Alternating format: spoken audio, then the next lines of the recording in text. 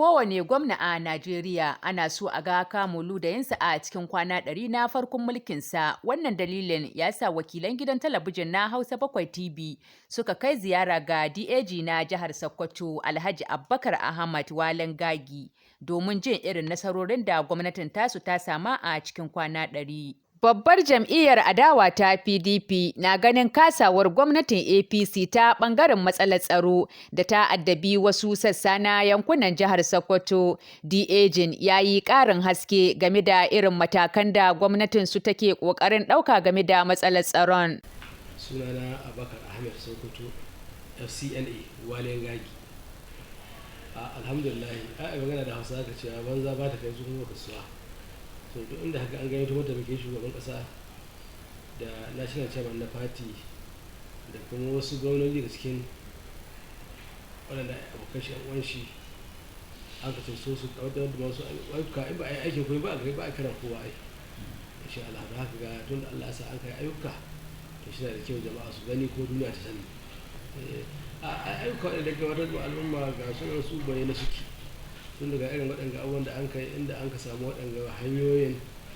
da kuma ga shi wannan flyover ɗin da an kai lokacin su ƙari sun haka su ƙari kewa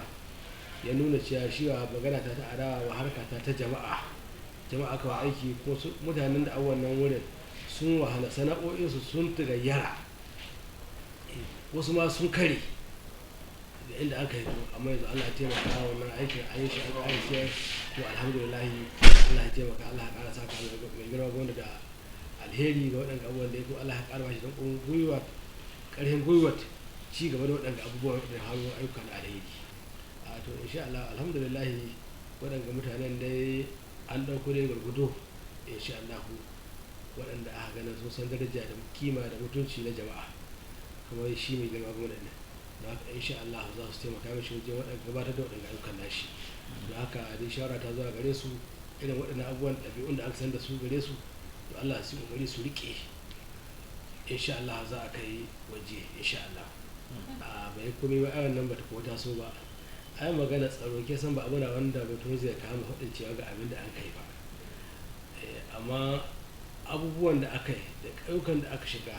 da irin abubuwan da aka da jami'an tsaro da irin kuɗaɗen da aka ba su don waɗannan abubuwan kuma suna kan aikin na wannan abin insha Allah akwai sauki kwarai da gaske na abubuwan da aka gani in kin ka lura ba ayyuka ɗaya aka dawa da waɗannan ɓarayin ba hamunan cikin birni don na an kai hoge an kawo nan waje ita ba magana da ruwa an kawo gagi ɓarayi nan mana duk ɓarayi na nan an kai more da sauransu mutane ko zama ba su yi waɗannan wuraren mutane wasu ba sun harba da gidajensu to yanzu alhamdulillah yaushe da yanki cikin kwana ga 100 ka ji an ce ga inda an kai wa aikata wani abu na cikin wannan birnin Sokoto don haka magana tsaro a ce babu ta aiwata mata ko ta so ba insha Allah matakai da dama waɗanda aka ɗauka mu hasu waɗannan ƙauyukan wanda ɗaukar matakai da dama na ganin ce an daƙile waɗannan abubuwan kuma insha Allah kuma ana gani an samu ci gaba ƙwarai da gaske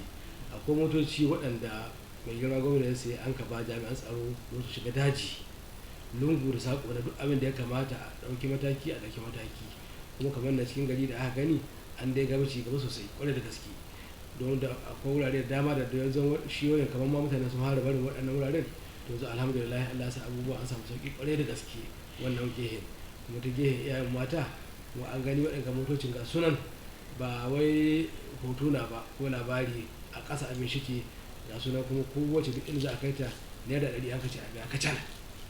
waɗanda komai ba samu mota ta ga lokacin to alhamdulillah iyaye mata dai ko za a kusan da aka yi biki na yayewa yanzu ga na kuma insha Allah akwai tallafi wanda za a ba su kuma sannan ko yanzu an ga tanadi da mai girma gwamna yawa iyaye mata na motoci na musamman waɗanda su ɗaya za a ɗauka waɗannan wurare zuwa duk inda za su ɗaya za a ɗauka waɗannan motocin mata iyaye mata kawai don haka an san an kula da su kuma sannan zuwa matasa insha Allah ana akai ko abin da dace a yi zuwa gare su insha Allah za a yi shi kuma gaba gwamnati shi na akai al'amari na wato na abubuwa babu wanda za a ce ɗaya rana ka ƙara komai da komai shi yasa amma a hankali ana be insha Allah komai zai dare ga al'umma ta sakona ga al'umma shine su ƙara fata alheri ga wannan gwamnatin ta mai girma gwamna Dr. Ahmad Aliyu Sokoto FCNA. Insha Allahu wadda ya fara waɗanda abubuwan Allah ya ƙara bashi ƙarfin gwiwa ci gaba da waɗannan abubuwa da suka yi na alheri. Allah ya tabbatar da alheri ka sa lahiya kuma ƙara ke lahiya. Daga jihar Sokoto, Rashida Abubakar Tambuwal, Hausa 7 TV, tauraruwa al'umma.